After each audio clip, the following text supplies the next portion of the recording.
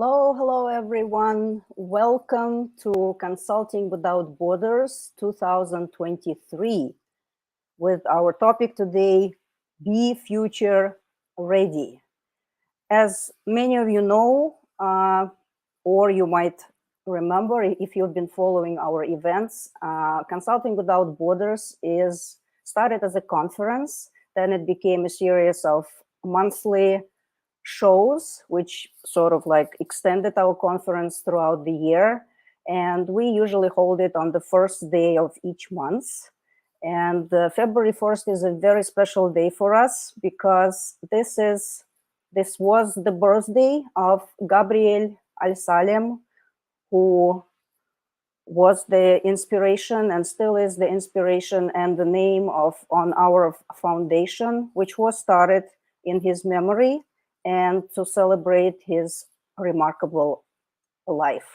We've been holding this event since 2012 on February 1st, Gabriel's birthday.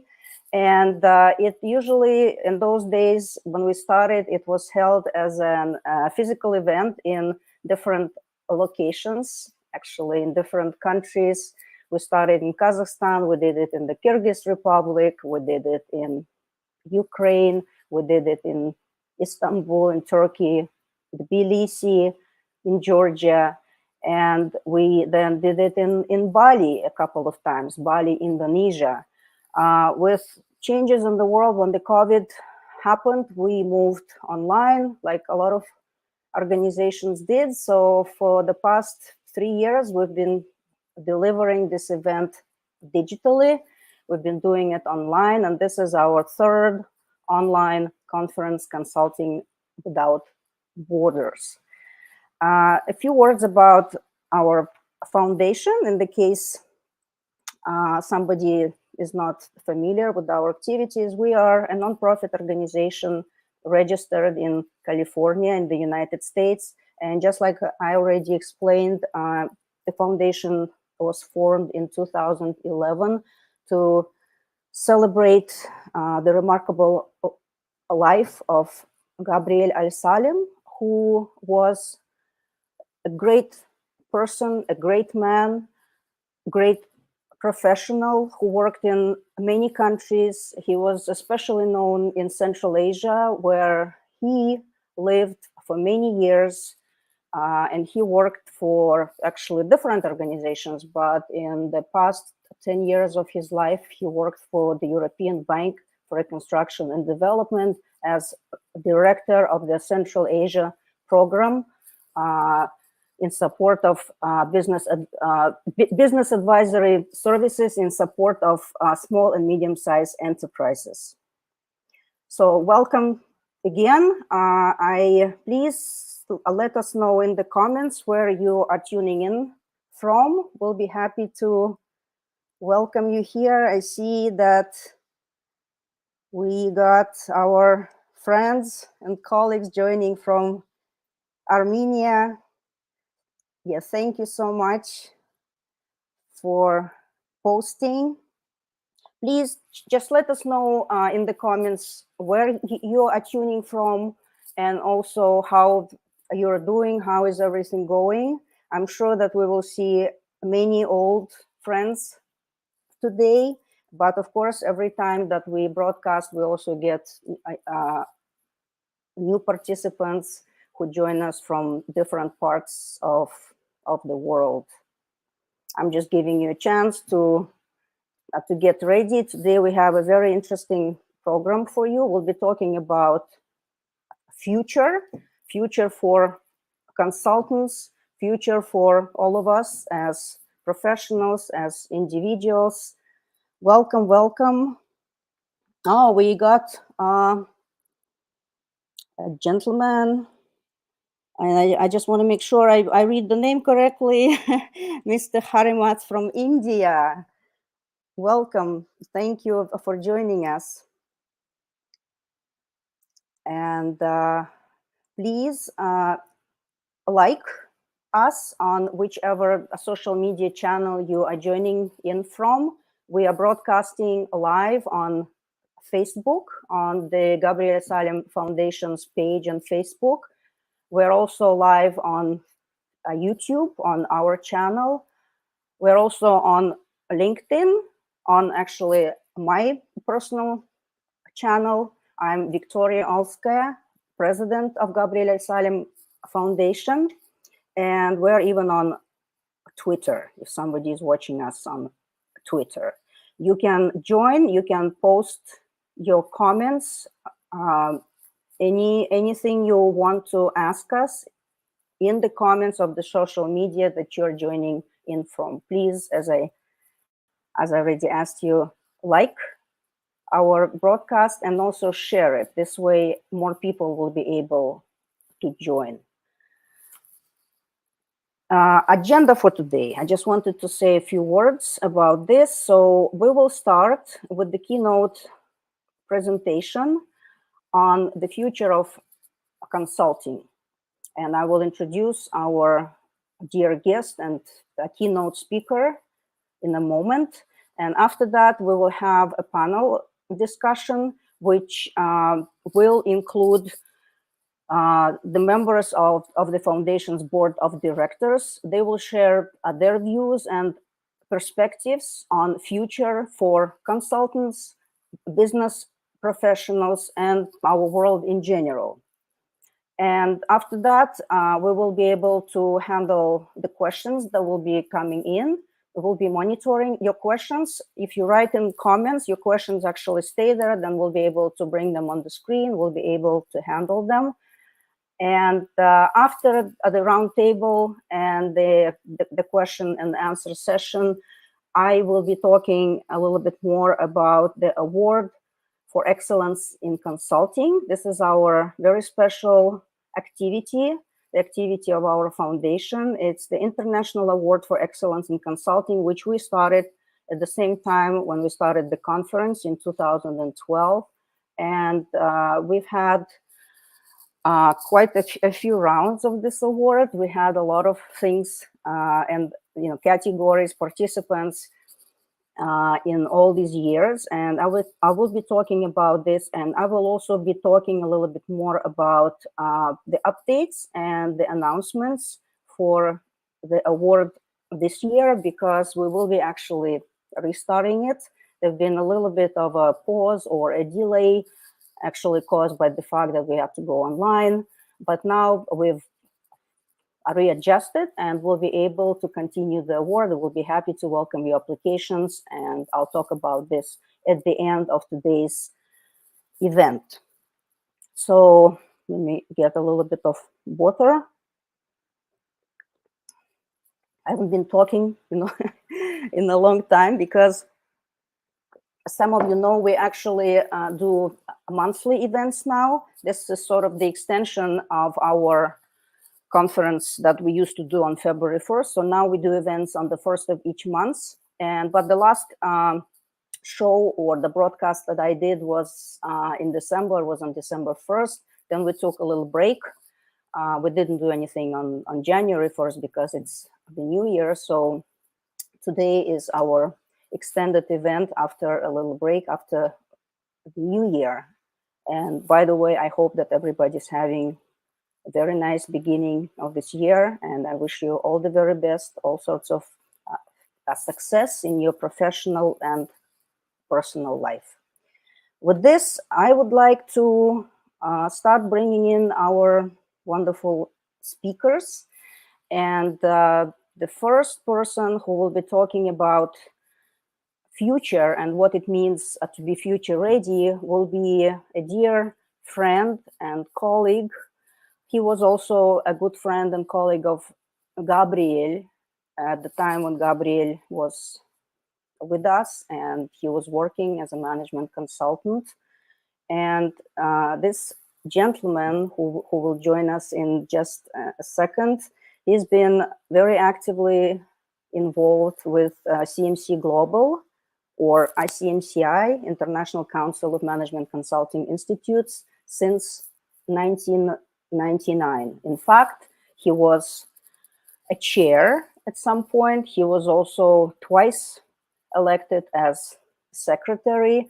And since then, he was also very actively involved in the CMC certification committee, coming up with the standards, revisions, and all this important work, even though he's now retired. He himself is a very established management consultant, and he's a wonderful teacher of consultants. He is the guru of management consultant. That's true. And I'm very happy to welcome here Mr. Brian Ing, who is joining us from UK. Hi, Brian. Hi. Thank you very much again for joining us today, for making the time and just bringing your wisdom and sharing it with our audience, who will probably consist of management consultants, businesses, other professionals, as well as anybody who will be interested in this topic of future. Brian, are you joining us from UK, right? Yes, as you can see, I'm talking from home, which is just north of Cambridge. That's right. That's right. And I just wanted to, say a few more words about Brian. He was actually, but it's not the first time that he is participating in our activities. In 2015, we did one of our conferences in Istanbul, in Turkey, and Brian was very kind to join us. And he actually delivered a seminar. It was a 2-day event, and lots of consultants joined, including winners of the Award for Excellence in Consulting, who came to Istanbul to get their awards and to join the training. I just wanted to welcome Tim Son, who is saying, "Good morning, Victoria," from Pennsylvania. He's joining us from Pennsylvania. Hi, Tim. Thank you for joining. Brian, when he was in Istanbul, I just wanted to share a few photographs that I wanted to copy here. That's Brian announcing some of the award winners. And that's actually the participants of the training that he delivered for management consultants. It was quite a large group, and it was a wonderful training, of course. And I have another photograph of Brian with some of the award winners, actually from Turkmenistan, who came to receive their award for their excellent work in consulting, and Brian was the one presenting that award. So just a little bit of the background, so that everybody knows that it's been already many years that we've known each other. And again, Brian was a good friend and colleague of Gabriel. Natalia Kuzetova is joining us from Kazakhstan. Hello, Natalia. Thank you for watching. Thank you very much.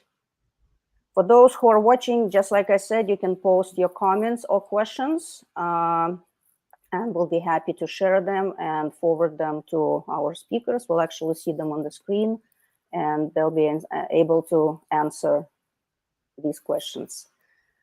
Okay, I think I've talked enough. Brian, please, now tell us what you will be sharing with us today. Yes, thank you, Victoria. And yes, you took me back to Istanbul. That was a special couple of days, and much appreciated. Today, I've been asked to talk about the future of management consulting, and some might be unkind enough to say, looking at me, well, that's not your future, Brian. Why are you bothered? I have a great feeling and regard for our profession, and I believe it can and does do tremendous good around the world, and will continue to do so. And I think there are some things that have happened over the last 50 years which will guide those now in the profession in preparing for the future. So if I could perhaps have the first slide. Yes, please. And before you continue, I just wanted to greet here Baturshikh Erdenebat, who is joining us from Mongolia, and he's saying today is a special day for all consultants. Thank you, Baturshikh, for being with us. I know that you joined a lot of our previous events. Thank you for remembering and joining. Sorry, Brian, for interrupting. I just wanted to acknowledge. And indeed, I would add to that, Gabriel was arranging for me to actually go with him to Mongolia. It didn't happen, but so that is one country. I went to 41 countries in 4 years when I was chair and past chair of ICMCI. So, but Mongolia was one I missed. Sorry. Right, go to the next slide, please. Now, I believe in our profession, but there are a lot of people who don't. The media are quite hard on us, and not just the media. I'm aware of someone who was put forward for an honour in the UK, and the annual honours have to be vetted by the Prime Minister. And the Prime Minister, on seeing the list, saw someone in there and said, can't possibly give someone an award for being a management consultant. It's not a proper profession. That Prime Minister profession was PR, ho-hum. So we've got a long way to go. And one of the things that people often say, and I've been caught with this a couple of times, oh, the world's changing. You're out of date. All the things you talk about are no longer relevant. There's a major change in thinking. And indeed, I've had it said about sustainability. That will make management consultants redundant. Well, I think I'll show to the contrary.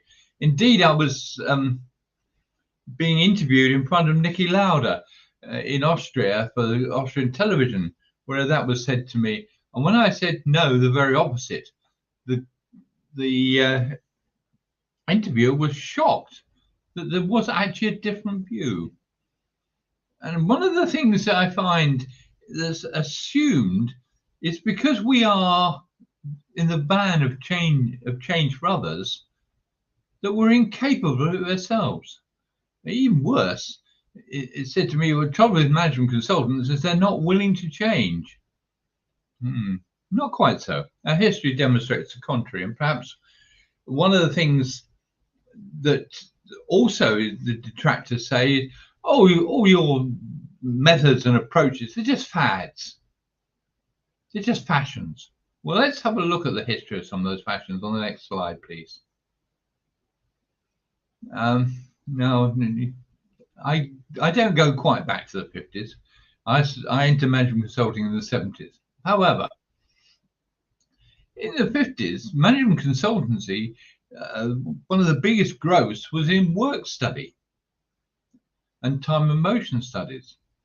Indeed, in 1969, a colleague joined PA, a consultancy that had grown to international proportions on the basis of time and motion studies. He was recruited to be their director of IT consulting. And the first thing he had to do on joining the firm was undertake a week's mandatory training in time and motion studies. He could not and still did not see the relevance of that to his IT consulting, but that was the basis of management consulting back into the 60s. PA and PE were two big firms in the UK. There was an Australian firm who was really in the van. In the 60s, that was expanded a bit into from factories into the clerical work improvement programs. But there were other things I've listed here that were becoming what consultants were implementing. Management by objectives. Now obvious to us, but it was actually quite a novel idea in the 60s. Indeed, I had the original book upstairs. Quality control was the emphasis then, and there were other things like porters' horses. In the 70s, the major firms, the Arthur Andersons, as they were, the major accountancy-based consultancies grew large, and there were 3 or 4 predominant general ledger systems on mainframes, and implementing them required a good team of consultants. They were a good fee earner and expanded the management consultancy. And quality control became quality assurance. In the 80s, we had distributing computing, and quality assurance became total quality management. Notice how these are evolving, some of them. And there was a lot of delayering. It was, in those were the years in which it was found that the old advice that a manager could only supervise up to 6 direct reports were knocked on the head, because computing enabled them to have many more consolidated reports and for managers to control more subordinates, and hence you could reduce the height of the pyramid. The 90s, outsourcing became a strong source of income for consultants. Business process re-engineering, and the IT evolution continued, client server systems. So you'd be talking about Oracle Finance, SAP, as well as some production systems. Into the noughties, more web-based business, disintermediation, change of the business structures, then through to cloud-based systems, and even coming into almost up-to-date ESG as a source of consulting revenue. And all through there, you see there are some themes. There's IT changing, so changing how you use it. There were, and I haven't listed too many of them, different themes for strategy. And also some central advice was changing and oscillating. Whether you centralized or decentralized is one that has changed over time. And others on supply lines. There was a case of some people were talking about a company should stick to its knitting and focus on its key skill and buy in everything else. Whereas again, the ideas went to making sure that you actually made everything so it was under your control. And now people are talking about sustainability as something new. Perhaps if we could have the next slide, please. So, in all of those and many more, there is a life cycle. Someone comes up with the initial idea. As I said, the MBO, Management by Objectives, was a book. And that idea is then developed by a small group of people, normally associates of the original idea, maybe in a business school, maybe not, varying places. I'll talk a little bit about business process re-engineering. That was my hammer. Yeah, I know. When consultants went out with that, everyone accused them of every problem they came across was a nail. But having this concept developed, there's some experimental deployment. There are projects where people are persuaded, maybe not paying for the advice, but let's try this out, and to get evidence that it actually works. Then there are always early adopters, but over time, as the business schools examine the ideas, and as more and more organizations adopt them, there's a growing and widening acceptance, and eventually the idea becomes accepted best practice. So that's the the not surprising general development. But let's see what that means in terms of management consulting and the management consulting revenue on the next slide, please. Starting on the left-hand side, the idea proponents might make a little revenue. And the early users in consulting, the early adopters, the people who are first trying the ideas at the leading edge, the boutique consultancies.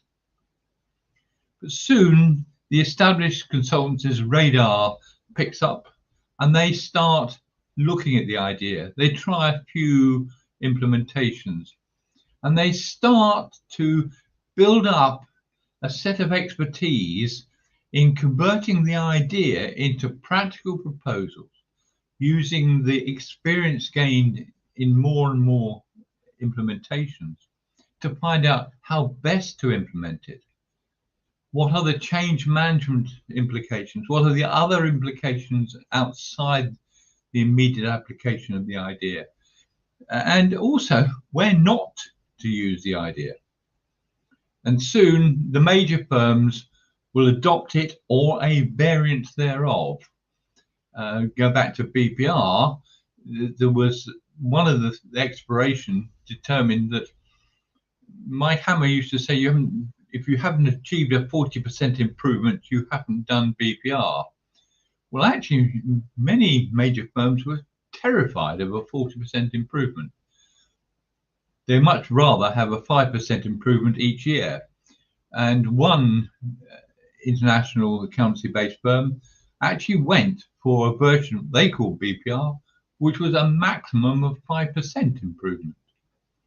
But these became, all of them became the key offering of the major firms. The major firms, as a business, need to keep a large number of consultants busy. They need them to be working on standard products so that the sales effort is easy to replicate. So a few senior partners can do the selling, and there are people who have a known method of approach.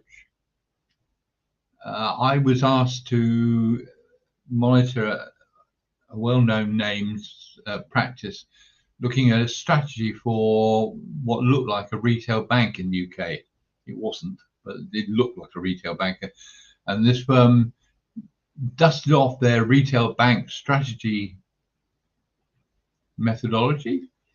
And it was day 25. So the team were working on slide 18 of the final presentation pack. So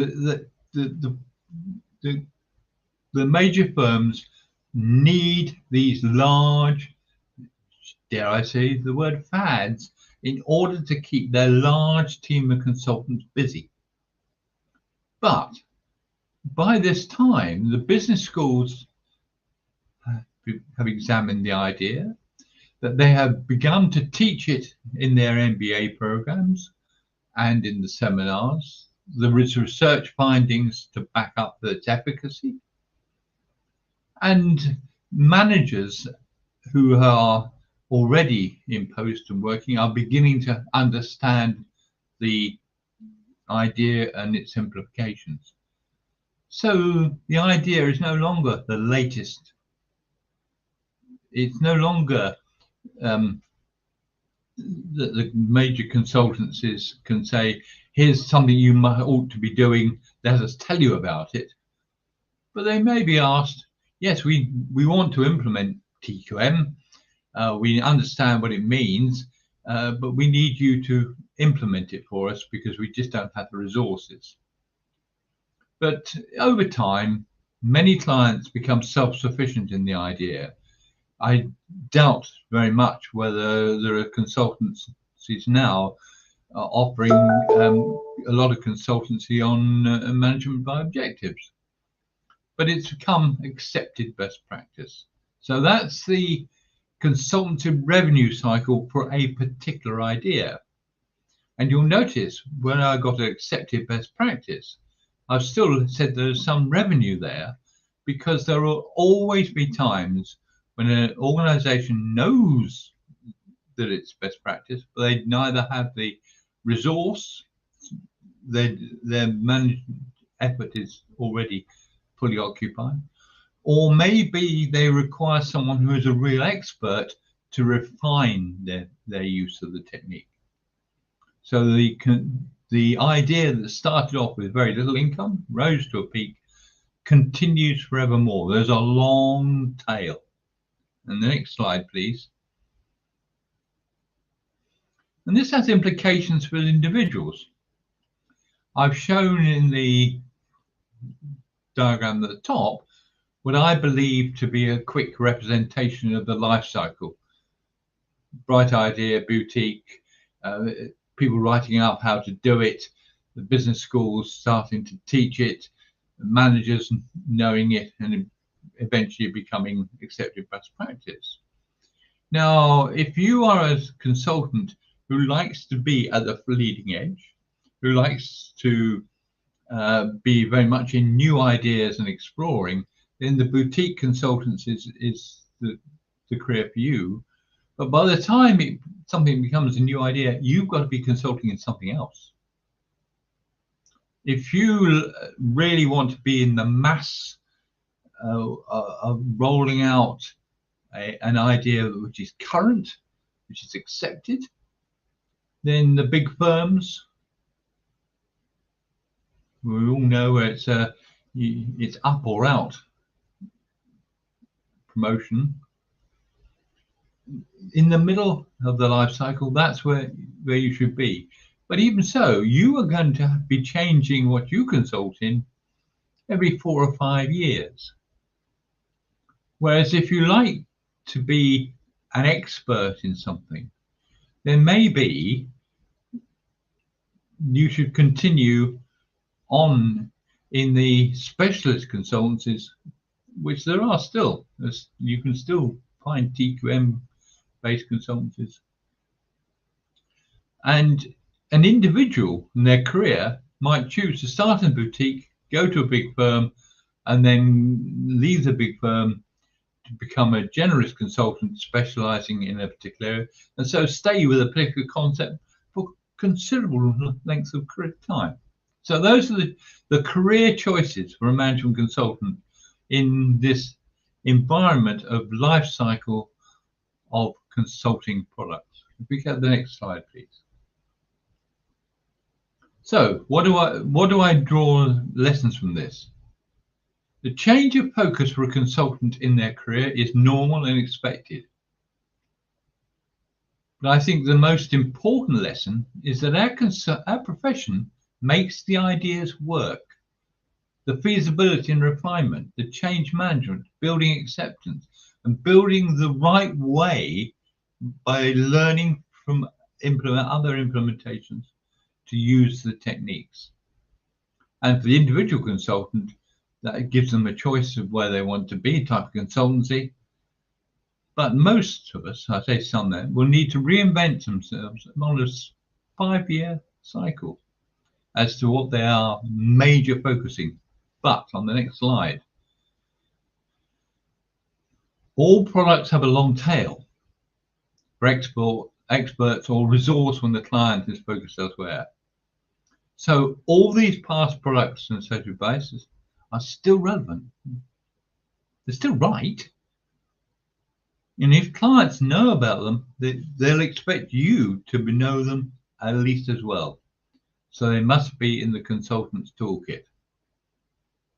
If I may, can I finish with, next slide, please.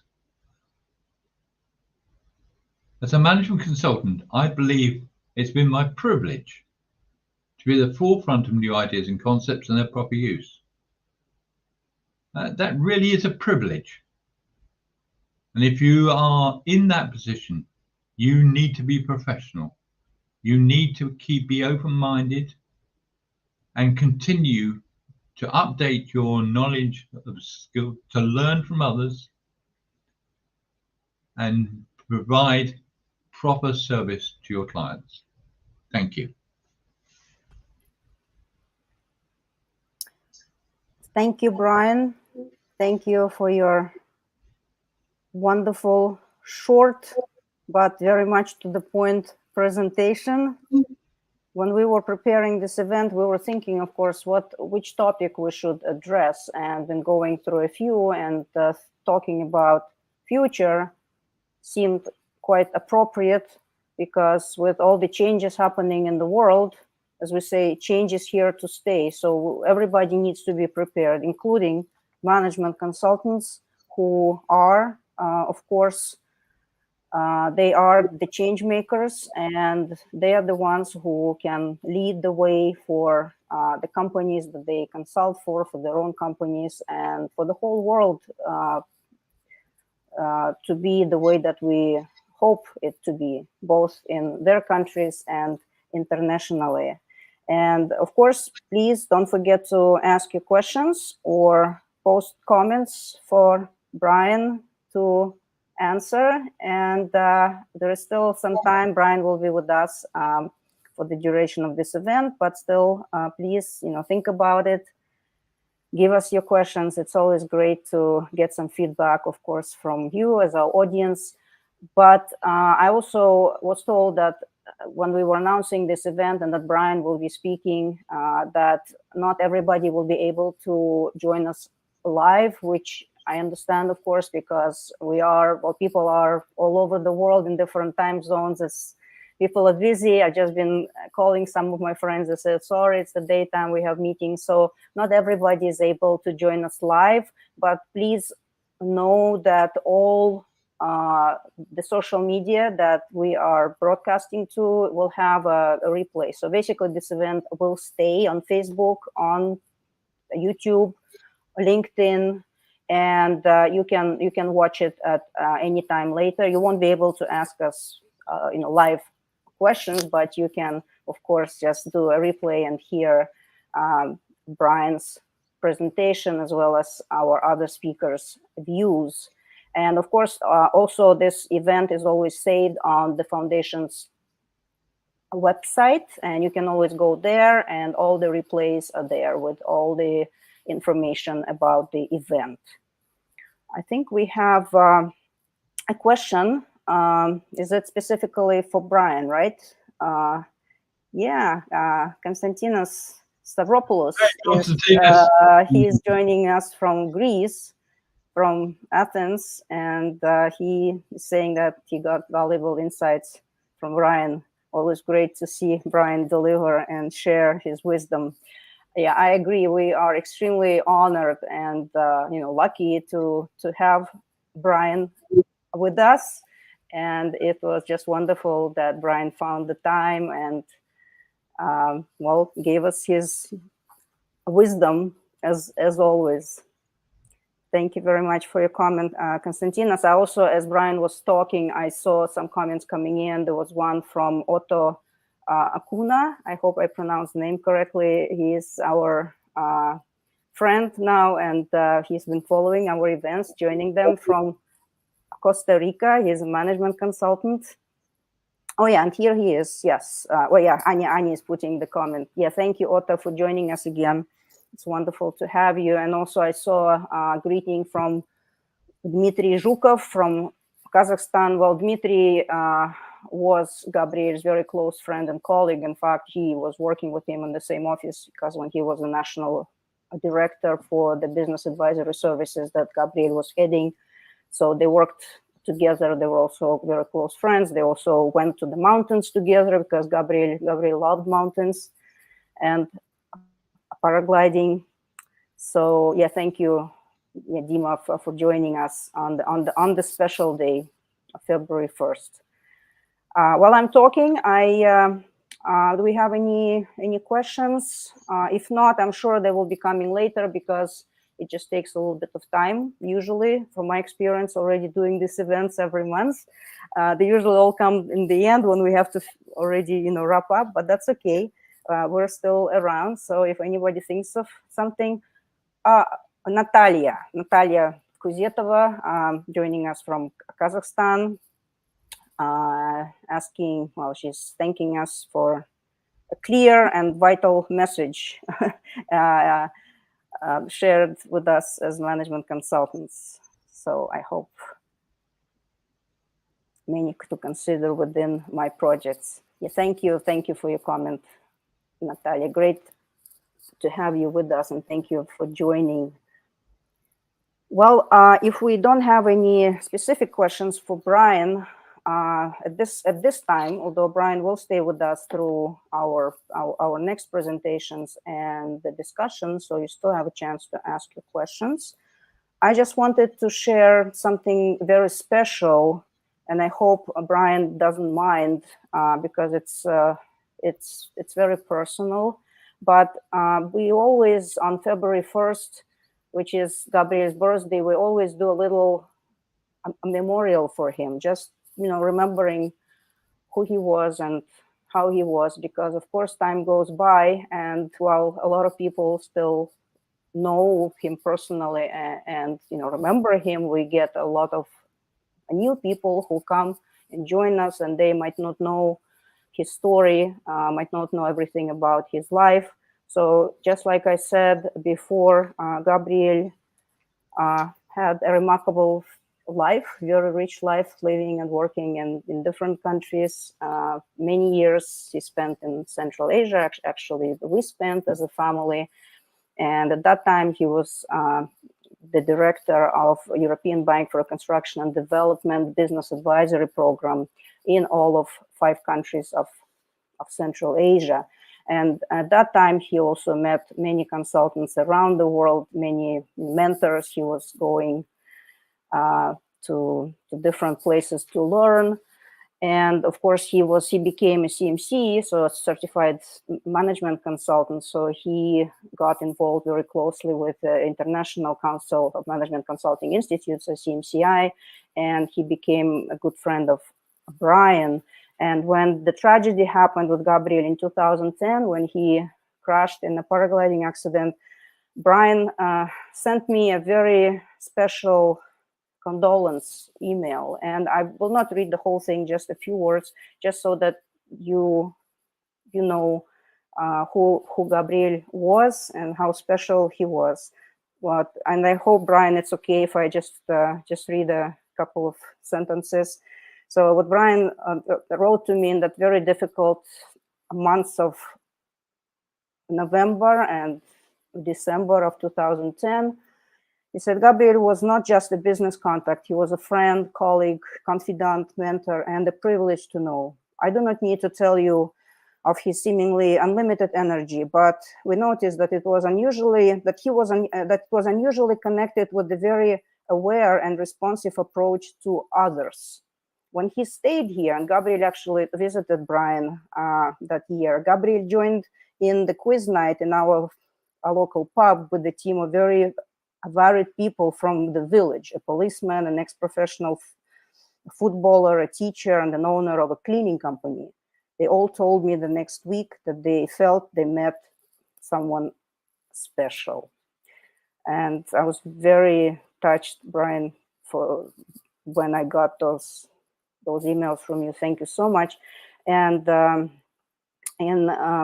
remembering Gabriel on his birthday, I usually put out like a compilation of some photos or videos. And at this time, I also have some photographs to share. It's very short, so please stay with us.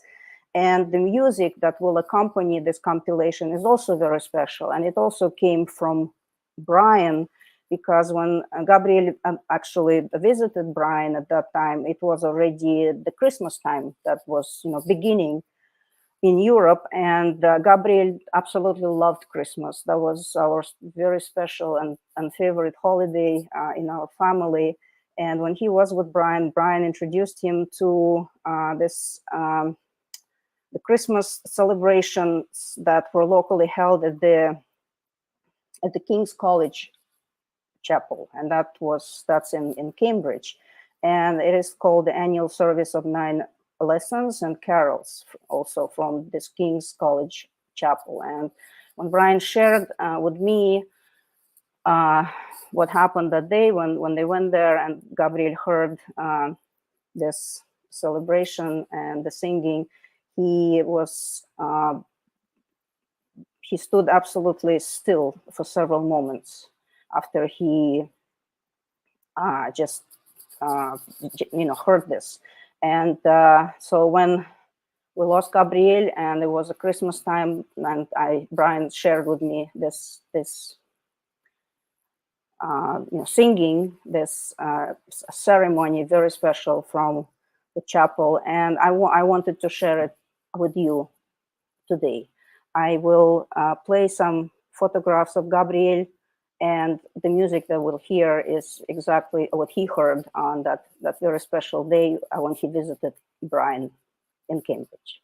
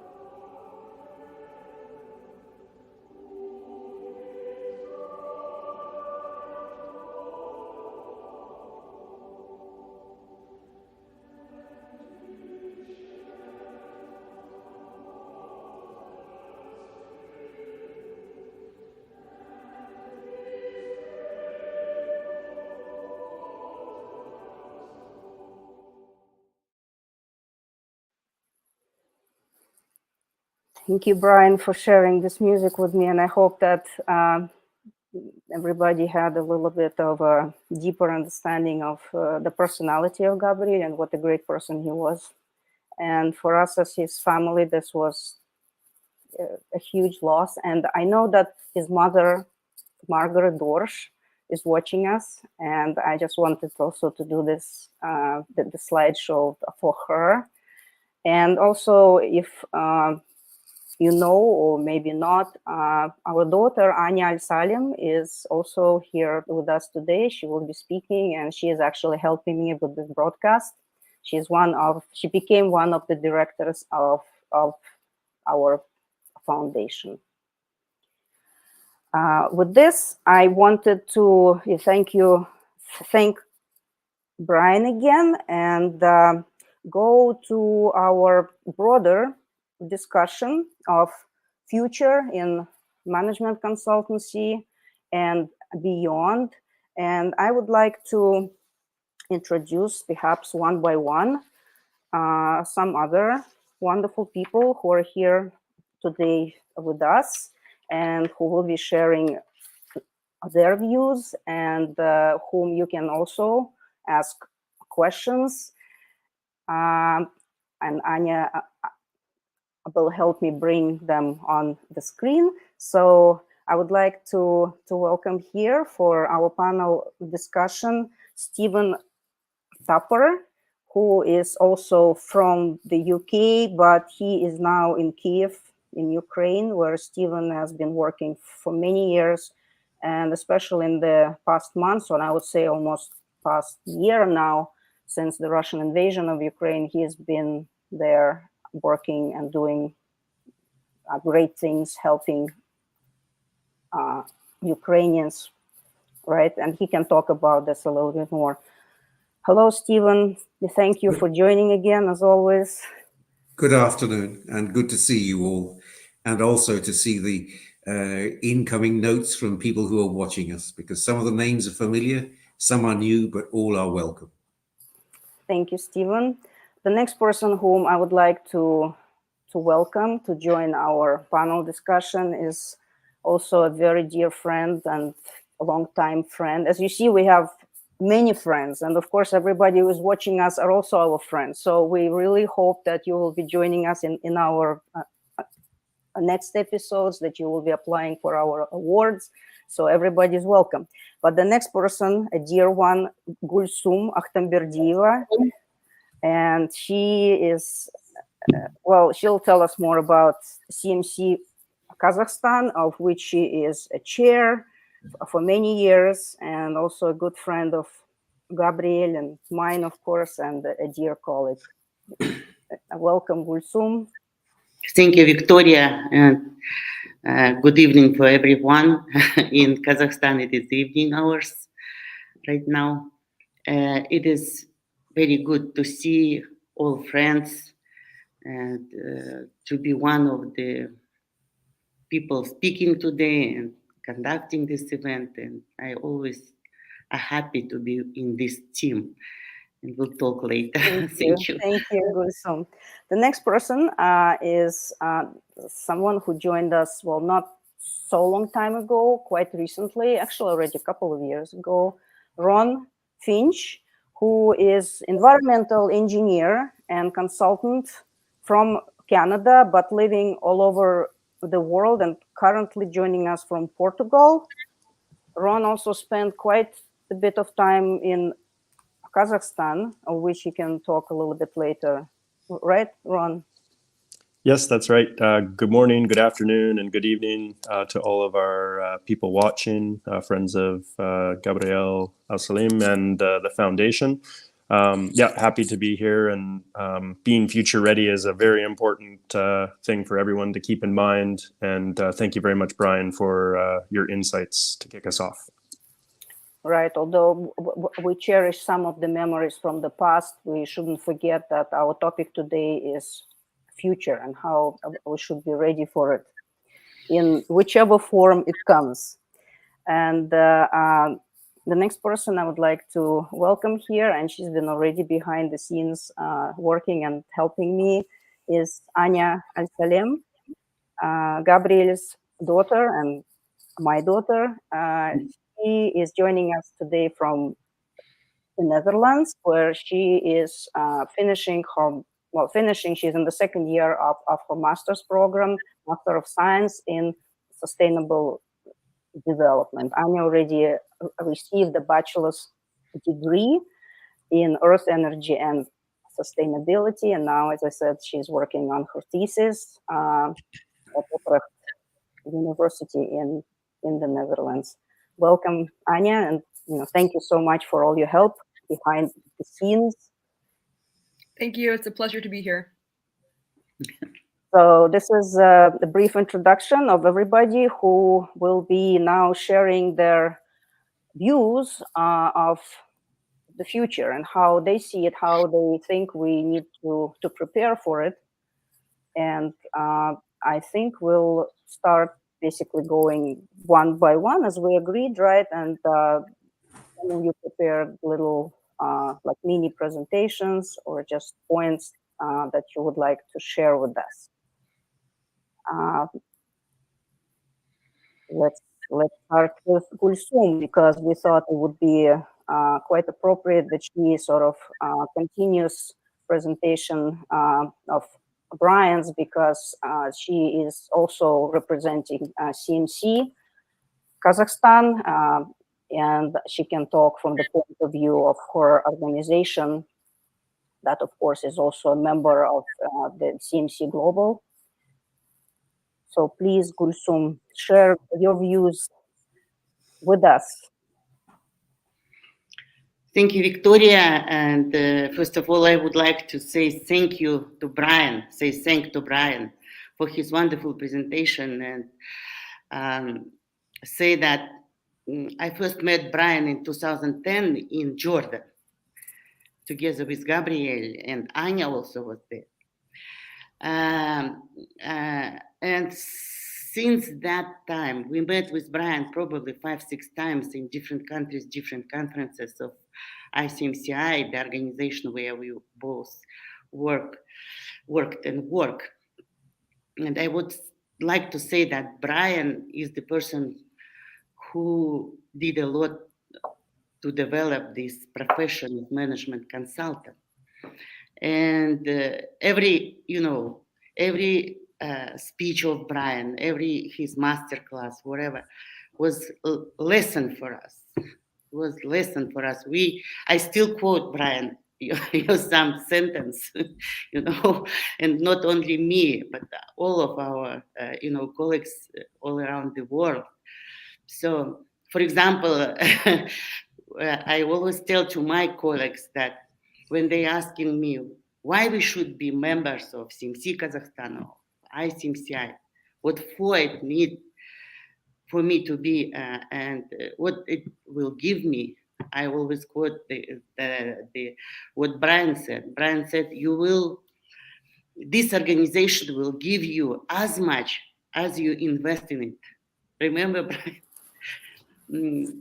And that's absolutely true, because even not speaking only about ICMCI, but even talking about Gabriel Al-Salem, and I am from the beginning of this organization, and I would say that I got a lot from this organization, because met a lot of people, got a lot of knowledge, participated in many events in different countries and so on, and I got a lot. So as much as you invest, you will receive the same level. Thank you, Brian, again. And I would say that your presentation always seem to be, you give the basics, and they seem to be like simple, but they are so global and deep. And thank you so much, Brian, for today's your presentation. What I will tell today, it is a little bit about modern trends in consulting. And actually, it is not only my thoughts, but I conducted a small survey in the internet and saw what big companies say, what I saw. I read, I looked through the papers of, for example, Arthur D. Little, Deloitte, and some small companies. And actually, these trends, which I am going to say now, I totally support them. And I think that, first of all, we have to remember our past to be prepared to the future, as Brian said. It is no new quote, Brian. I will use it in the future. So, what are these trends? Please upload my next slide, Victoria. Yeah. It is not the slide, it just points. So I would like to say, just like tell some trends, and would like to point 5 trends. It's, first of all, in nowadays, there is no need in huge, big companies, because clients require working with top level, with senior level consultants. And it seems like size of companies are shrinking. There is no need to have big offices now. New technologies is destroying the old model, and it is time of disruptions. Client now recognizes that several specialists and boutique firms can deliver the desired outcomes as a fraction of the cost by the leveraging the latest technologies. This is the first. So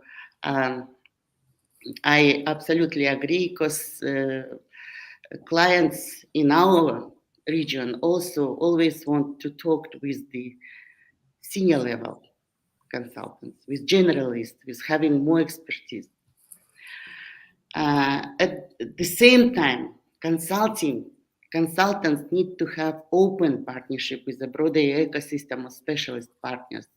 It is not enough to be just a strategist or just to be a financial specialist. Or, as Brian said, we have to, get new knowledge every 5 years. I would say maybe even in a more short time frame, maybe in 3 years, because time is changing, and environment is changing very quick, and the client require more expertise from the consultant. And the third issue is that client needs want to have more model of relationship. It is not like third party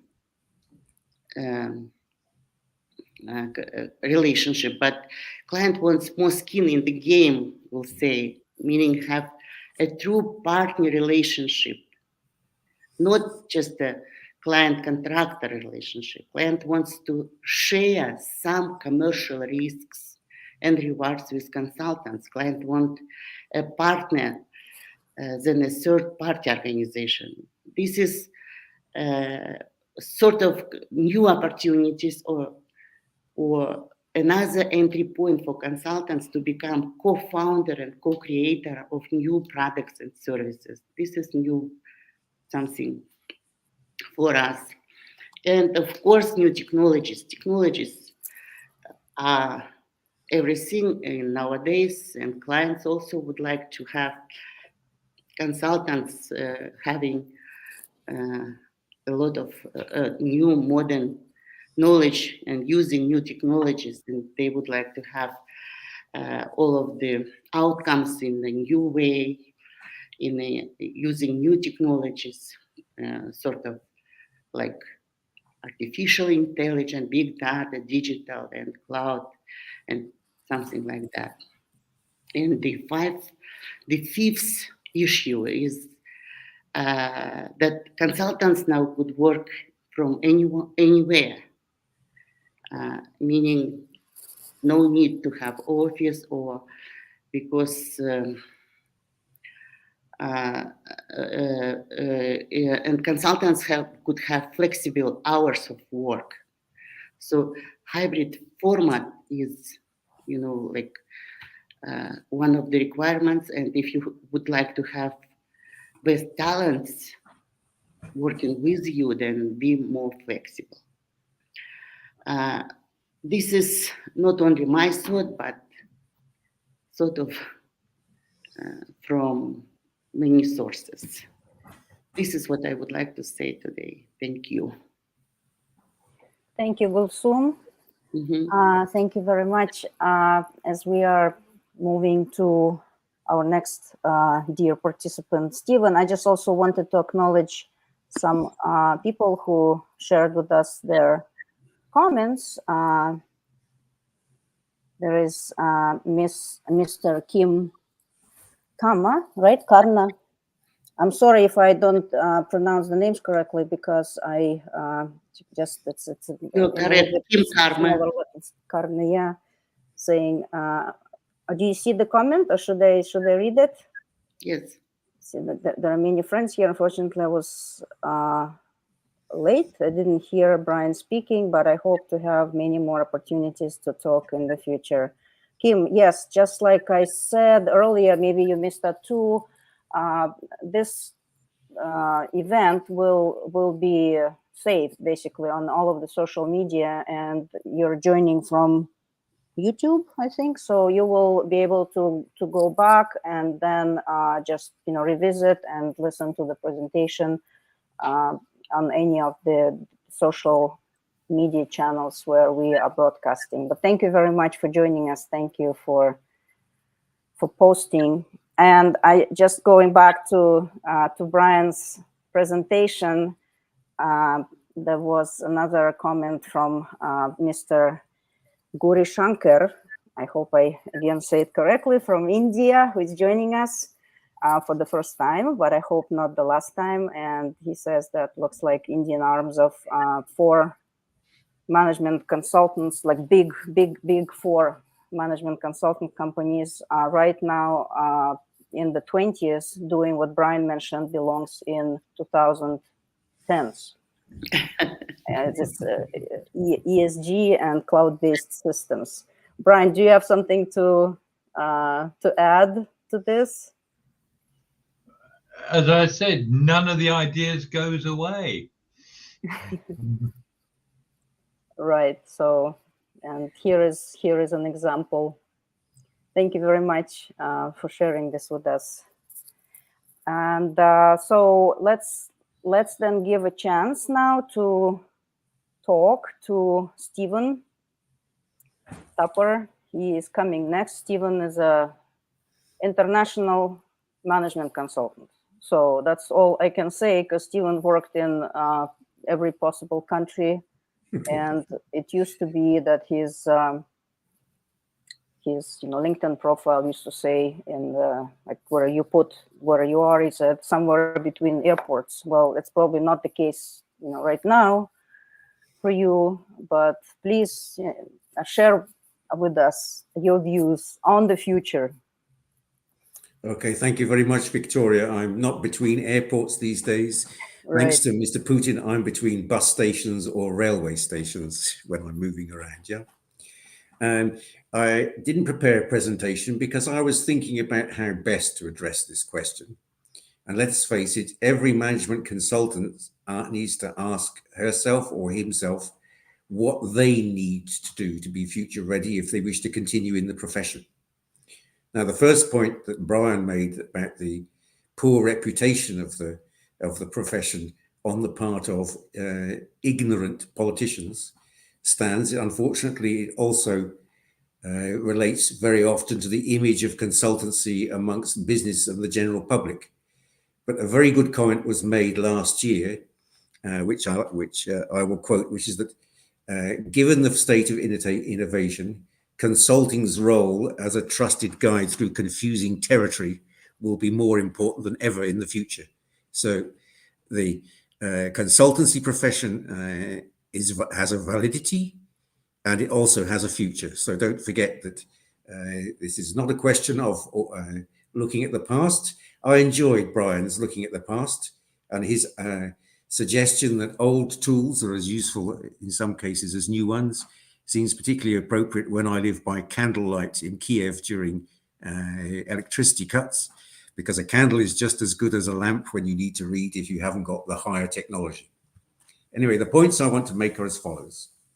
When I look at the clients and the needs of our clients, I understand that clients are going through an unprecedented period of innovation and change, where their product has to adapt to a market which is steadily more and more digitized in terms of the types of service that are being offered, where services are very diverse because the public and the clientele expects variety and choice.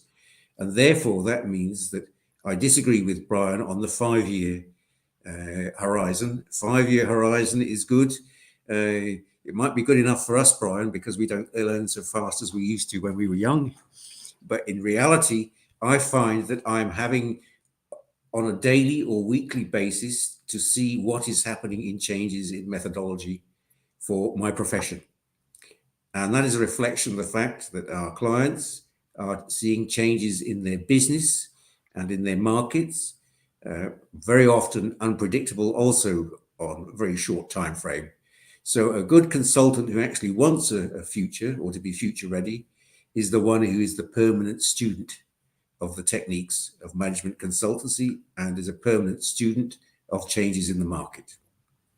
So that's the first point. That's the biggest change, because the speed of the innovative processes is just, well, let's be honest, frightening or overwhelming in some cases, and particularly where we are looking at the very leading edge of artificial intelligence and other matters, which are, to be honest, completely over my head.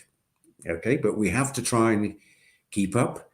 But if you want to be in the beginning of Brian's cycle of management consultancy practice, you actually have to be ahead of the client as well. So you need to be offering them something that they may not realize they yet need, but which you can see offers them a future in better sales, productivity, or better service delivery to their clients. So the innovative stage is probably even more important than it used to be in the past, because if you want to be a consultant who makes a real name for yourself, you need to be in at the very early stage of innovation, or in Brian's excellent model, the boutique stage. The second point I want to make is that there's a very large shift, as far as I can see it, in the change in demand by sector for management consultancy now. many aspects of consultancy that I used to deal with in the past, which were seen as add-ons to the main part of the consultancy product, are now the lead edge. So, for example, if we're talking about projects with donors, we always used to include in the past gender and environment as part of a consultancy product. Now those aren't the add-ons, they are the beginnings of consultancy assignments sometimes, because issues of equity and of environmental impact are very often the start of the project. They aren't added on or bolted on as something afterwards. So there is a change in the type of demand or the type of skills and knowledge that is going to be demanded by consultants. And that has already started a few years ago. But again, as I say, due to the innovative process, it is becoming more apparent faster and faster and faster. And that means that consultants need to think not only about keeping up to speed with consultancy methodologies, they also need to keep up with sector and technical methodologies in areas where they think they need to work, or where at least they need some sort of broad understanding of the linkage between what they ordinarily do and these other equally important, or in some cases more important, sectors. So that's another burden of knowledge, or another opportunity for acquiring knowledge that consultants need to consider. And the last change that I see, other than the very good one about the breakdown of formal structures that Gulsum has referred to, is that I think management consultants still think too much about the support that they can give to business. Okay, I'm an aging ex-Marxist, if you like, so I see the value of economic activities as being fundamental to much of what else we do. But I see a growing demand or need for support from consultants by other types of institutions, social enterprises, non-commercial organizations, civil society organizations, and NGOs.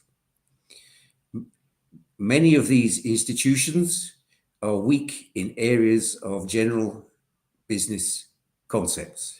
I say that because I work with NGOs all the time, and they don't understand that even if they are not engaged in an activity which is primarily for business, many of the techniques which are used by business, like strategic planning, good budgeting, and all the rest, are needed also if they are going to provide quality services to the groups at risk with which they work. So I'm very much keen on encouraging consultants to work more with non-commercial organizations. I use that as sort of general term for such work, because this is a way in which management consultants can also contribute to effective social impact, because not everything is about business. As to the comment on the general working environment for us, I have actually gone through, I think, Brian's phase of working for what was a big 8, it became a big 4, and then moving on to other things afterwards, into boutiques and being an independent. I think the structures within which we work are becoming much looser. They are, in a sense, perhaps becoming much less stable, but they are also creating opportunities for people to move between disciplines, or to create new activities in the gaps between disciplines, or to go for the opportunity for consultancy where you're actually combining different disciplines to produce something for the benefit of your client. Okay, I think I have thrown enough hand grenades into the discussion, so I would welcome any comments you have based on personal experience or observations of your clients. Thank you very much. It's fun to talk to you all. Thank you, Stephen. And yeah, this is great. All the points you made, they're exactly what I've been also thinking about. And this is why we will also be redefining our award for excellence in consulting. And we'll talk about this a little bit later once we finish our panel discussion. And that's exactly it, because and all of us, we've always had this inkling that this feeling that consultants should not just focus on business, although we all agree that business is the core. But consultants should definitely, as change makers, they should be more looking at it broader and do get involved in other types of responsibilities, right? Environmental responsibility, social responsibility, and so on. And we'll be talking about this a little bit later as related to our awards and how we want them to look, and whom we want to actually recognize as leaders and the winners of our award. So thank you very much. Can I just add one more point, just to clarify what I mean about the change in the balance or relationships of the things that we work with. In the past, say 10, 20 years ago, environment was seen as something that you would engage in a project and then look at the environmental impact assessment as the old way of looking at things, as looking at the effect of your project on the environment. Whereas now you have the opportunity to look at environmental protection as an opportunity for the creation of the business which you are consulting. So that is the sort of change I'm talking about. So things are getting swapped around, and quite rightly so. Thank you. Well, and very appropriately at this point, speaking about the environment, would be to introduce our next speaker and member of the Foundation's Board of Directors, Ron Finch, who is environmental engineer and consultant working around the world exactly on the issues that Stephen was just talking about. Ron, Thank you. Please share your perspective. Thank you, Victoria. Yeah, great to hear everyone's take on what it means to be future ready. I wholeheartedly agree, and I thought I would start by reflecting when over 20 years ago, when I was studying, in university, civil engineering and then environmental engineering. There was always focus on looking at lessons from the past, which is the foundation, looking at current, and then also innovation and the future. At that time, for instance, handheld devices and internet didn't exist. We would visit computer labs, where in universities were one of the only places you had internet. Of course, times have changed and we've all evolved along with that. Once I entered the work environment as a consultant and achieved my professional designation, ingrained in us was the need for professional development and staying current. And in fact, it's a requirement of the professional associations to demonstrate that you are staying current. And to me, I reflected on my professional development choices, and they were a combination between client-driven and personal interest-driven. So that's one thing I wanted to mention, is what I think is important for all of our consultants to consider is not only your client needs, but what are your interests. The things that you pursue, that you have interest in, will likely make you more satisfied and happier and more passionate if there's that personal interest. And for me, some of those opportunities that presented themselves that were client opportunities and had personal interests yielded huge amounts of progression personally and professionally. And an example would be emergency management. I never expected emergency management to be as important as it turned out to be, placing a subset of my skills at the forefront during the pandemic response for one of my clients in Kazakhstan turned into an amazing opportunity. So with that, I wanted to look at future readiness today. What does it mean to me? And I see the biggest market that will be expanding in front of us and is pertinent to me as an environmental engineer, but to everyone in all organizations, is the challenges that are presented by global warming and the huge shift that's coming to focus on sustainability in our client products, in our personal lives.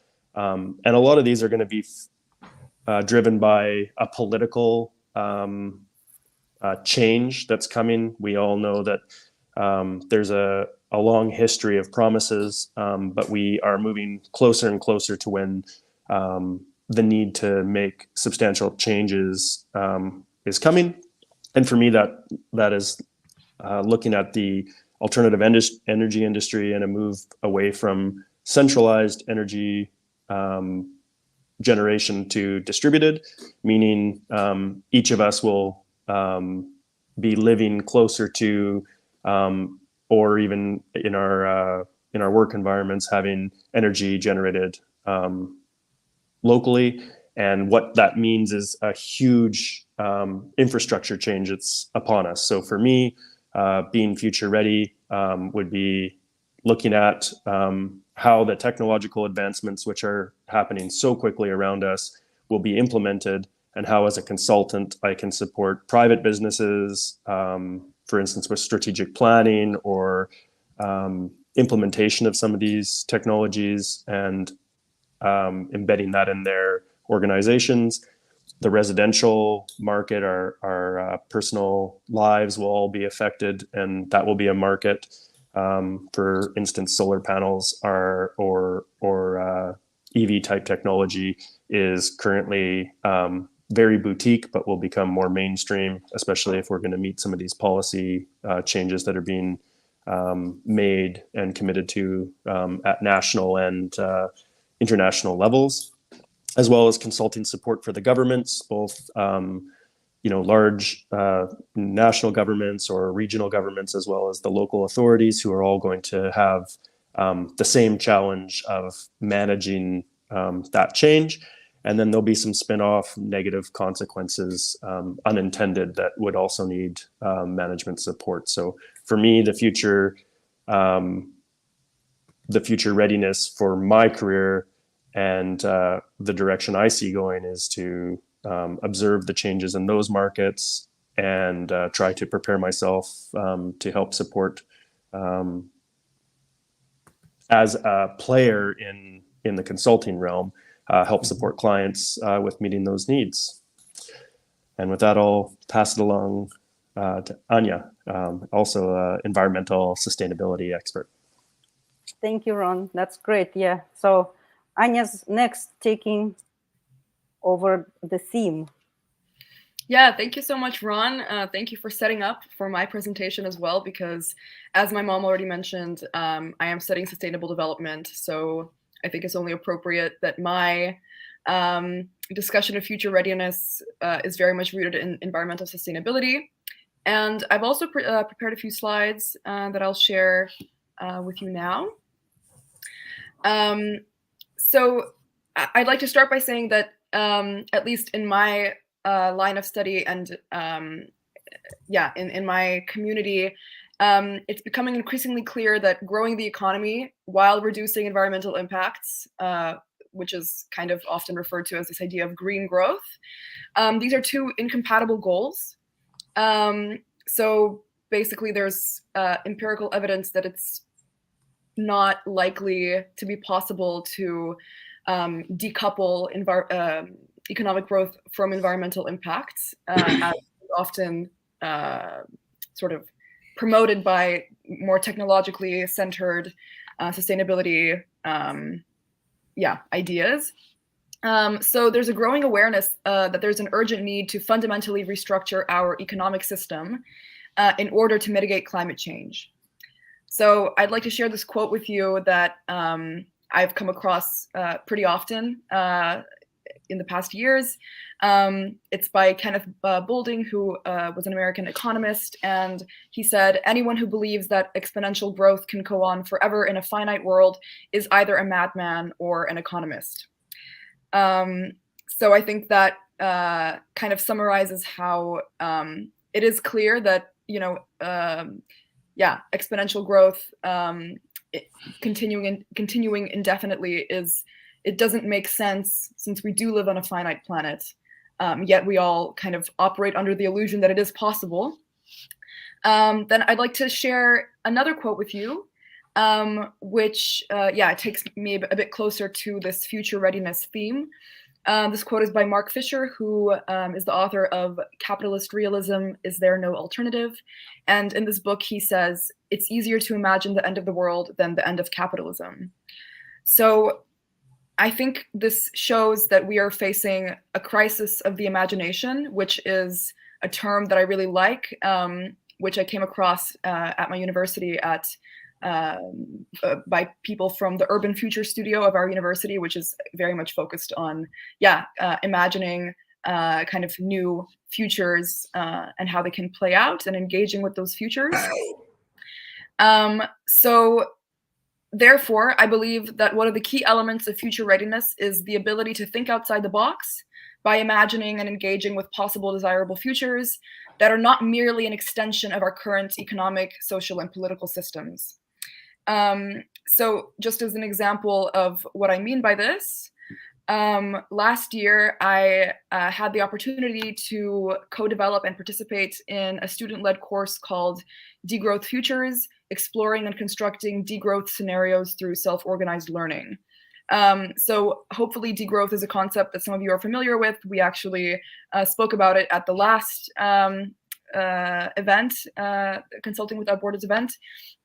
And for the final event for this course, we developed this exhibition called The Room of the Future, which was set in the year 2112, in which we presented what life in a degrowth world could actually look and feel like in practice, to help people actually imagine that a different system and a different world is possible.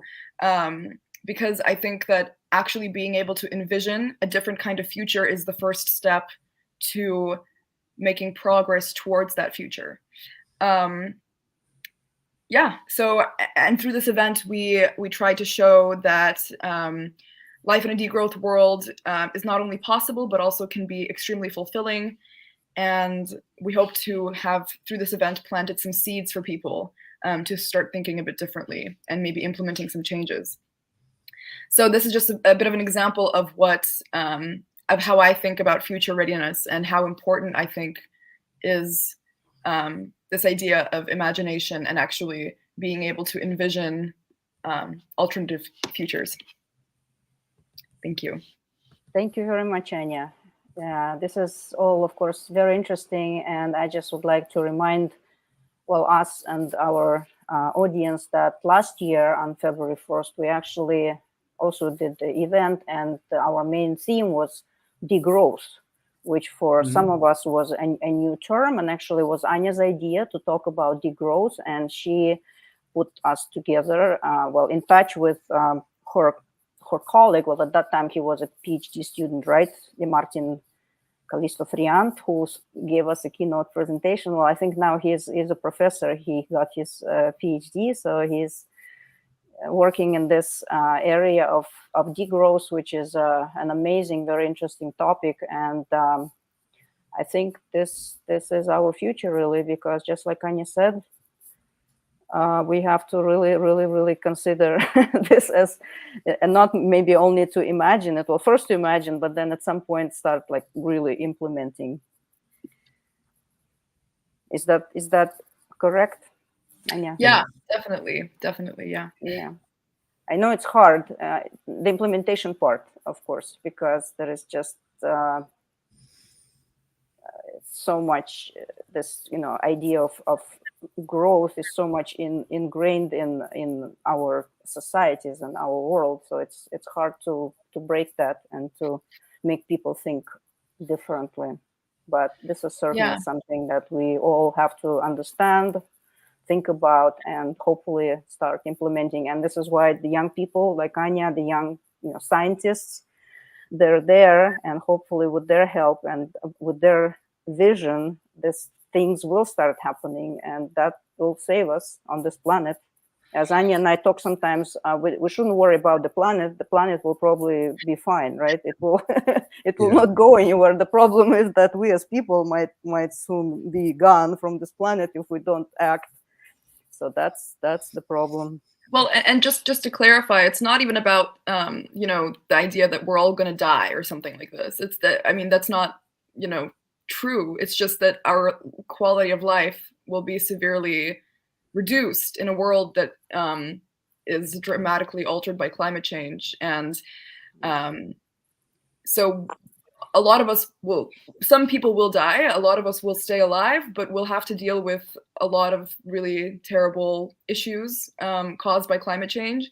So just, for ourselves, basically also something that I've heard is that we will have to degrow one way or another. Either we do it now in a way that is intentional and democratic and, just, etc., to build a different world that is better for everybody. Or we just wait and continue doing things the way that we've been doing them, and we'll have to degrow eventually, but not by choice. So I'm just in favor of actually doing it by choice and doing it in a way that, will actually kind of avoid the most harm. Yeah. So we do it either by design or by necessity when there is no other choice left. Exactly. I think in both cases it's a question of necessity. The difference is by design or unwillingly. Yeah. Right. That's true. Unwillingly. Well, yeah. But I guess bringing it back to the theme, being future ready, means that we would like to be planning for that, right? And as consultants, our clients don't expect our solutions to be forced upon them. They want to be ahead of that so that they're optimizing, I guess, the position they are in as an outcome, right? So I mean, clearly the world faces lots of challenges, and client can mean a broad range, right? I think Stephen, you mentioned NGOs and local governments or governments instead of the typical commercial client that consultants might have thought about. All of the the big picture elements affect everyone, right? So as a consultant, finding your way to stay ahead of that curve, and as Brian put it, the reinventing of yourself to stay in the kind of more the boutique space or the leading edge of expertise would mean that we all see something coming and finding your niche.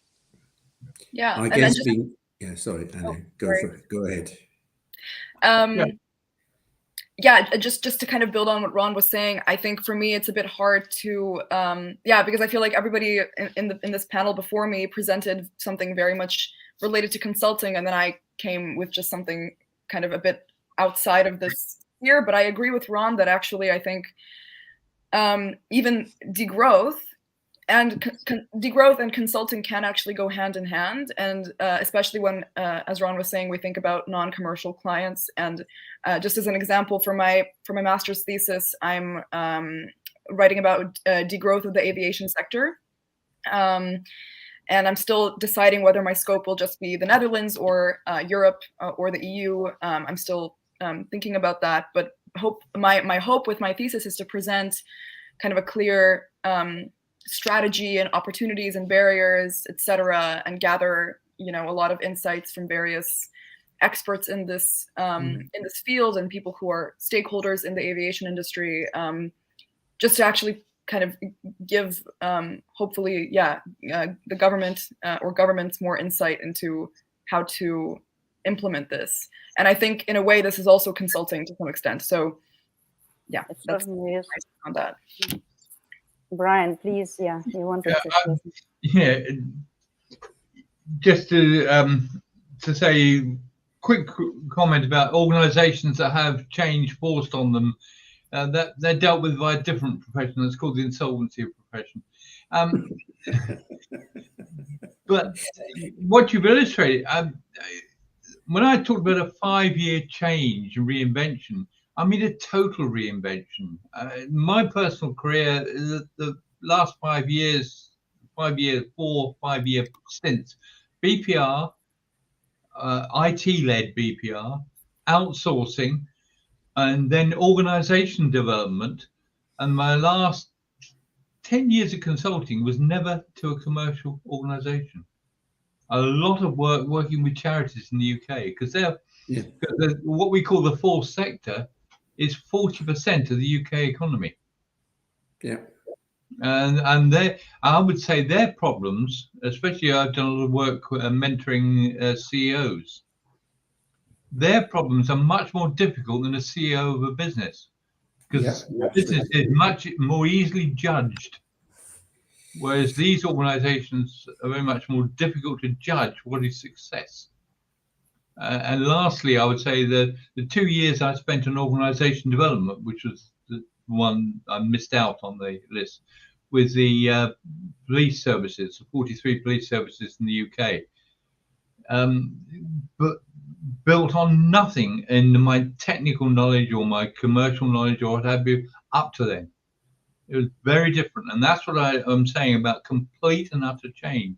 And what Anya is talking about and degrowth and what have you, yes, you'll be able to, there will be people who will help organizations do that. And they might be majoring on that for the next 5, maybe 10 years. But after that, when the message has got through, they'll have to find something else. And that's what I mean about the reinvention. I totally agree that it's every day you've got to keep up to date. There's no excuse. Yes. Because if you don't keep up to date, your clients will find you out. And Absolutely your competitors agree. even quicker. Yeah, yes. I absolutely agree with Anya, because to be ready to change it as a consultant, we have to have this planet, right? Green, clean, and wonderful. Because, you know, in Almaty, we couldn't breathe because it is so pollution, you know. And when we are having such a young, wonderful people around who is, you know, adding the fresh air to our, you know, everyday's work, and when we are thinking that the future of the planet in these hands, then we are more than happy. And I would like to say that Gabrielle had to have such a daughter. Thank you, Gulsum. Bravo. Thank Well, you. speaking about adding fresh Yes. air, I think for Almaty, it's not only the metaphorically, but the, you know, literally, Yeah. Almaty is in need of some you know, fresh air, a lot of it, because the city, unfortunately I haven't been back in a while, and I just heard that the pollution gets worse and worse, and that's just very sad. Yeah. Very unfortunate. Well, I guess it's my turn to say a couple of words about being future ready. And of course, I've already heard so many wonderful things from your perspectives, knowing from your backgrounds and your experiences.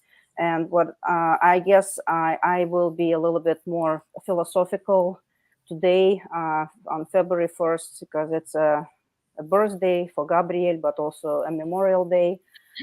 And just a few days ago, we had a big loss in our family of a younger member of the family, my nephew, who is Anya's cousin, and it was also sudden. And I don't want to make it, you know, gloomy and sad for everybody, but I just wanted to say that I've been thinking about what it means to be future ready, and this thought came to my mind with everything that's been happening in my life personally, is that really being future ready sometimes means to value the present moment and appreciate the things that this present moment gives to us, and the people that we have in our life. And we do appreciate it with the understanding that in fact there might be no future. And again, I don't want to sound catastrophic or anything, but yeah, with the discussion about the environment, that things might change, even if there is future, well, it might be different. It might be 180, degrees turn, or simply that the things can happen in our life when in a matter of moments, life might just change.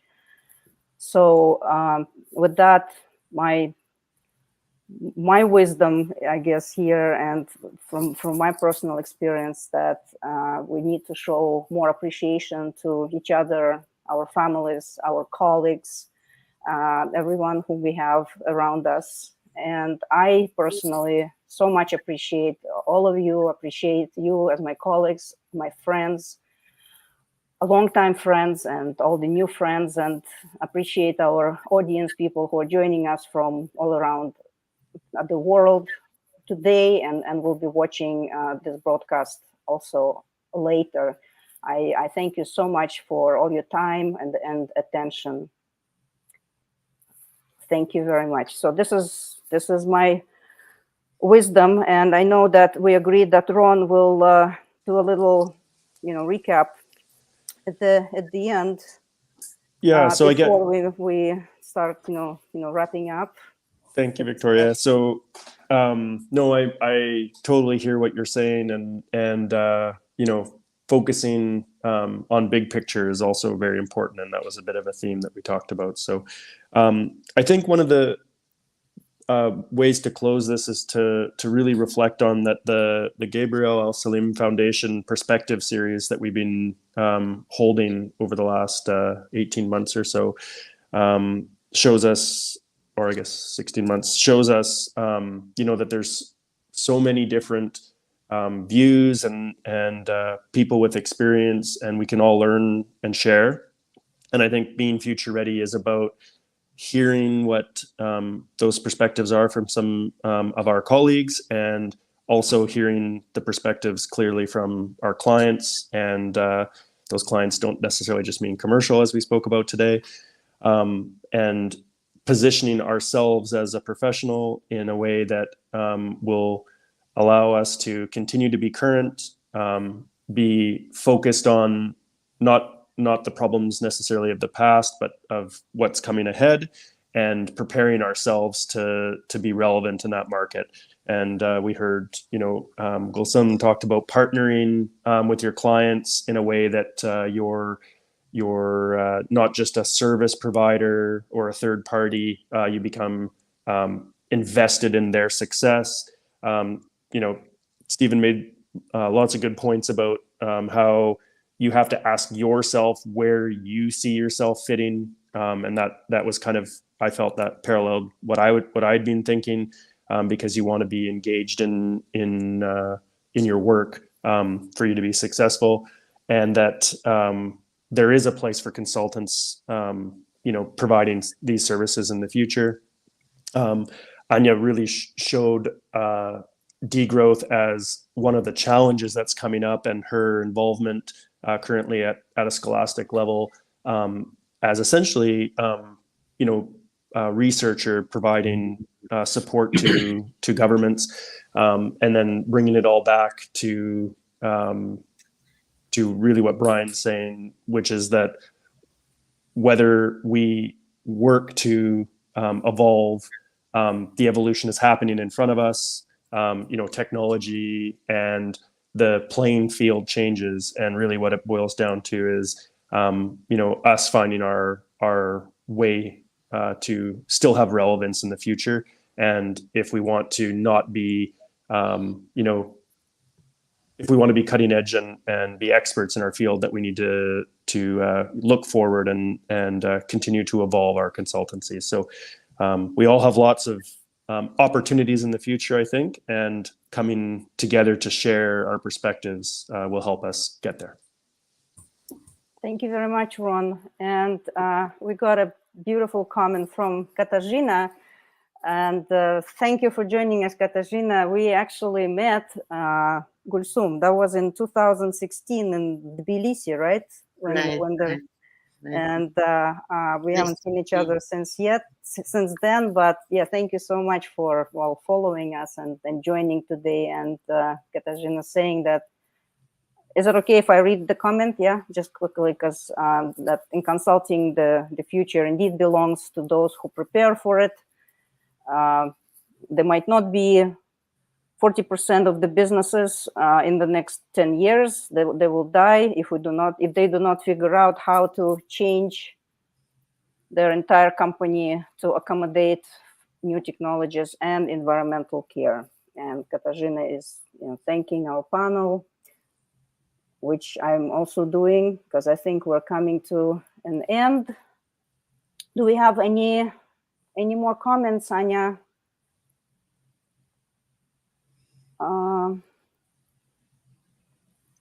If there are no comments and no questions, I guess everybody's thinking about the future. Everybody's thinking what it means to them. We gave them, our audience and those who are viewing and listening to us, a lot of ideas, and that's great. So people are just silent, thinking about it. But of course, anybody can also post their comments even later, even after we finish the show. They will all stay in our social media. And if you have any specific comments, then yeah, just post on social media, and we'll be very happy to address them to one of our experts, and we can just respond to you in private. And I also wanted to repeat again that Brian's presentation, because I know many people were asking specifically about his presentation. A lot of people are very happy to see him with us today. It will be available, so anybody who is interested to receive his slides or to hear again, just let us know. We can send you the replay together with the slides. And you can also find them on the foundation's website, which we can post the address right here. It's gafoundation.org.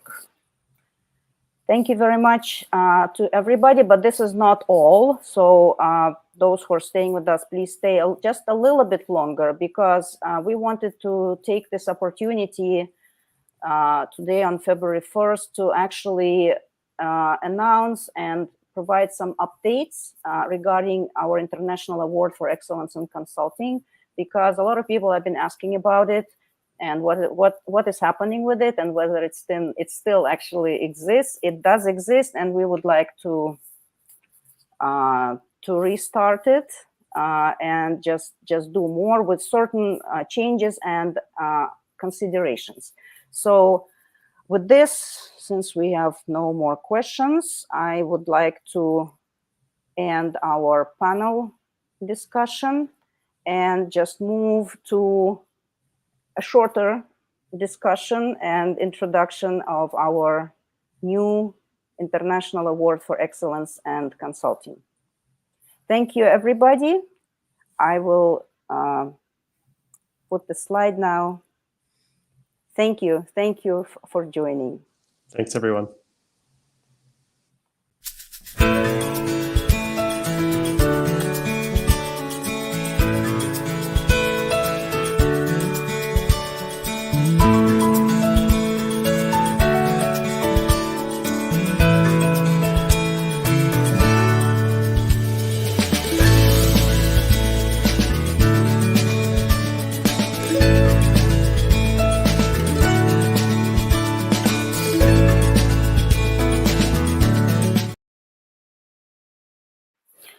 Hello again, here I am.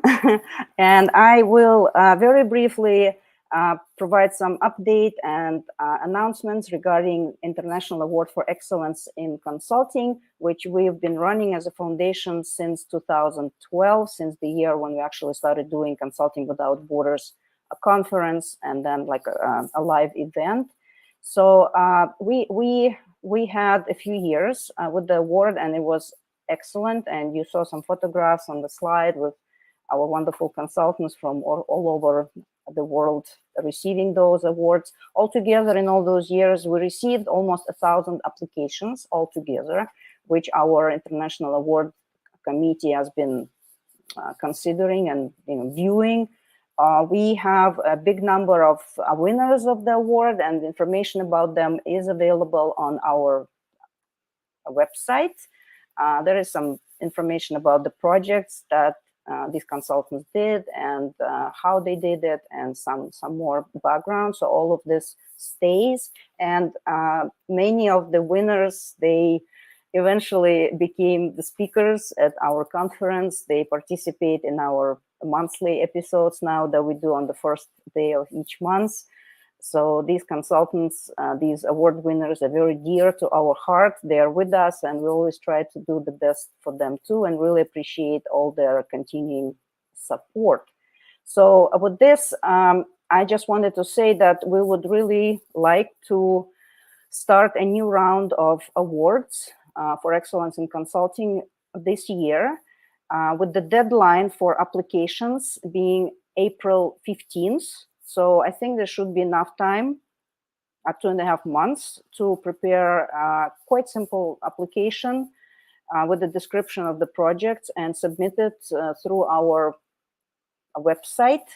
And I do not want to go into all of the details. There will be a lot of information added to the website with regard to the awards, and also how to submit and who will be judging.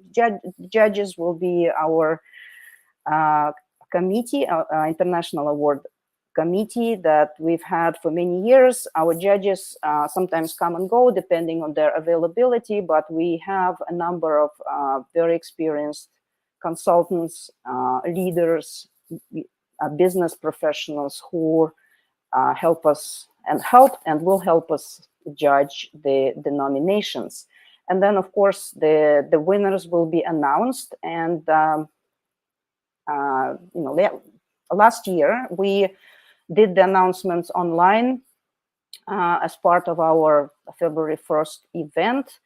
And we have to see how things go in the future. We might need to continue doing this online, which we also think is actually a very eco-friendly way of doing this, because we don't need to travel and create carbon footprint.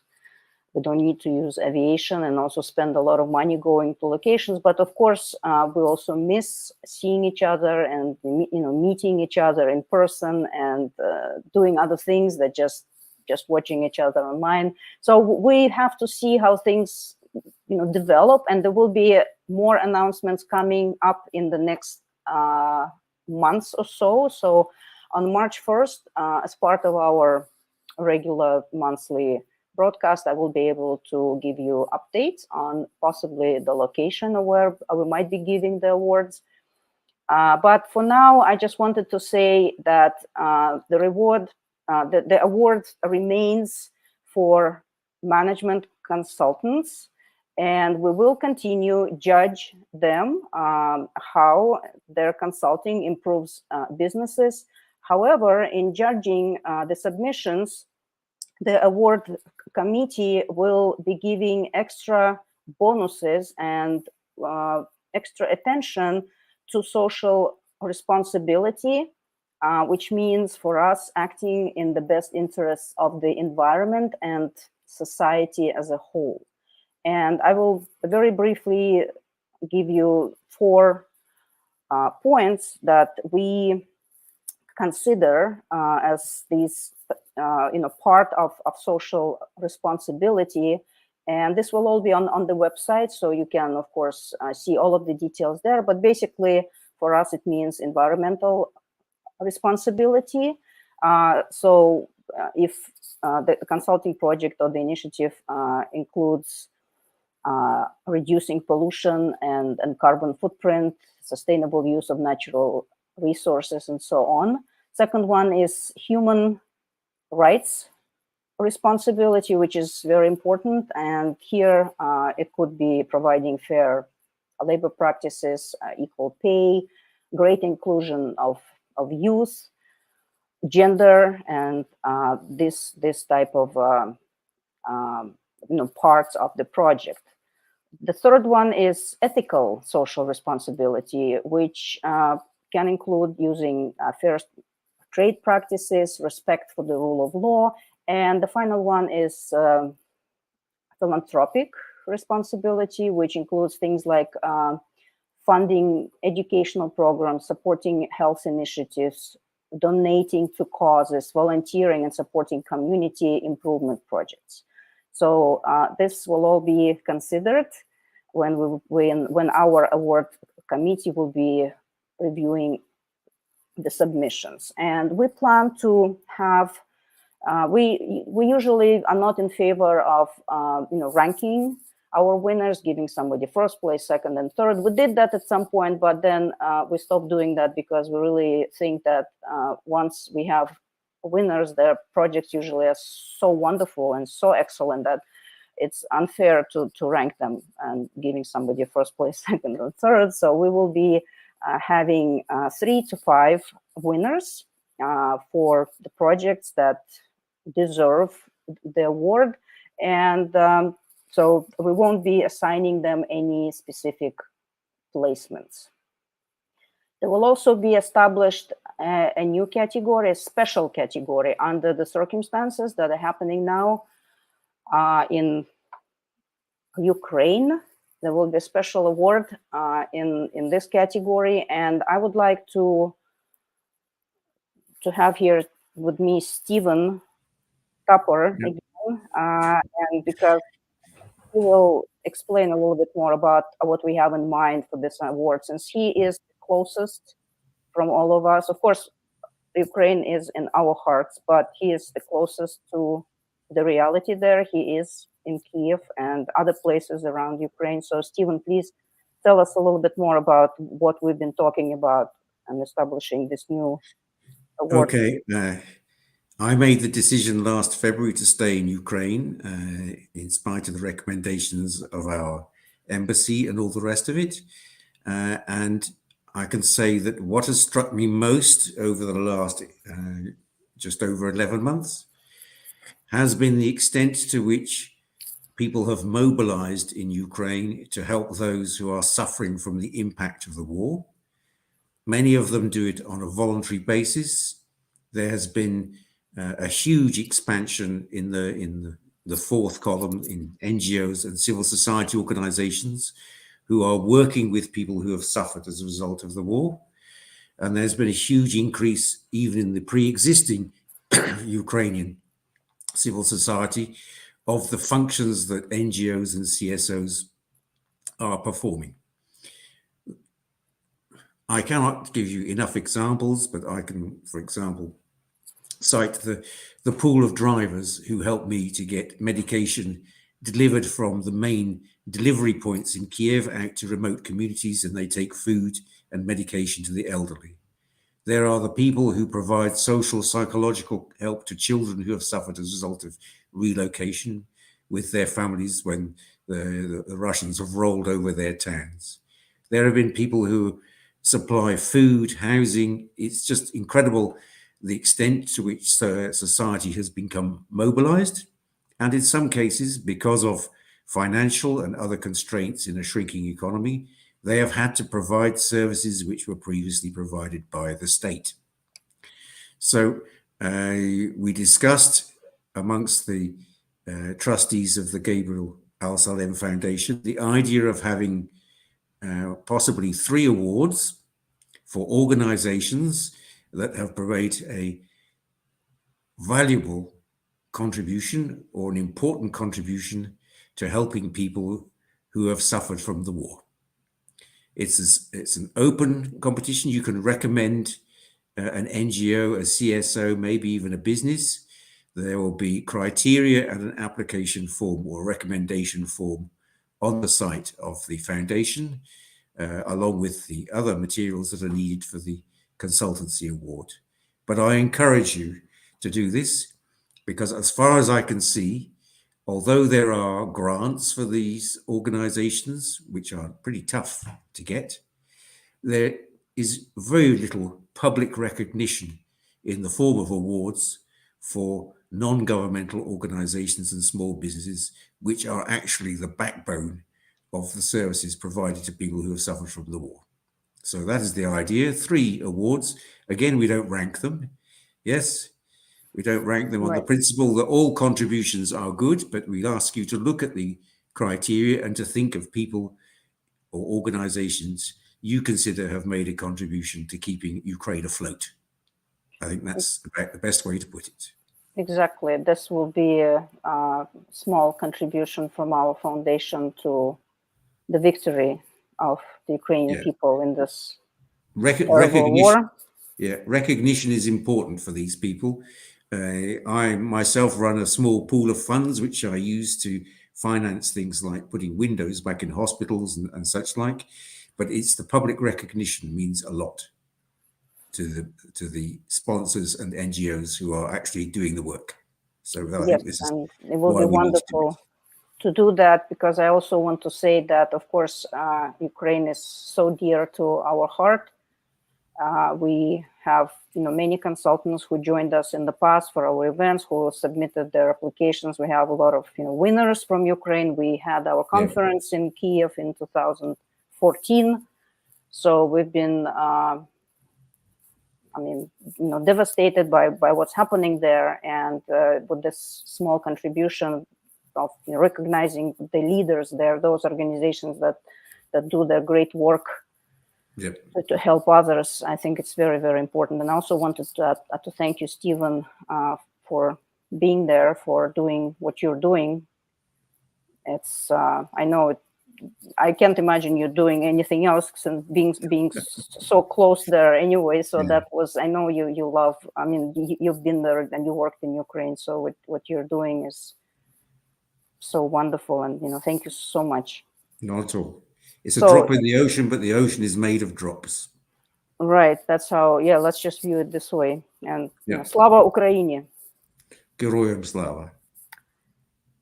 With this, since I don't have any more questions coming, I think we will be wrapping up. Again, please follow our announcements and information posted on the website and on social media about our next events, which are easy to remember because it's the first day of each month. And it's at the same time as this event started. So we usually do it so that it's convenient for pretty much anybody in the world to join us. We understand that for some people it's early morning, for some it's late night, but at least there is a possibility that they can join. So it's 1 o'clock, 13-hour GMT time. That's our usual the timing for our event. I thank you very much, everybody, for staying with us, for joining us, for asking questions, for following us and supporting us. Thank you. It's been very important, and it's a big pleasure to be able to talk to you all. And I look forward to many more events that are coming up. So before, we had this one event on February 1st for 2 days. Sometimes it was a long event. Now we're spreading it throughout the year. So the next one is coming up on March 1st. So please watch the announcements and tune in. Thank you. Have a good day. Bye-bye.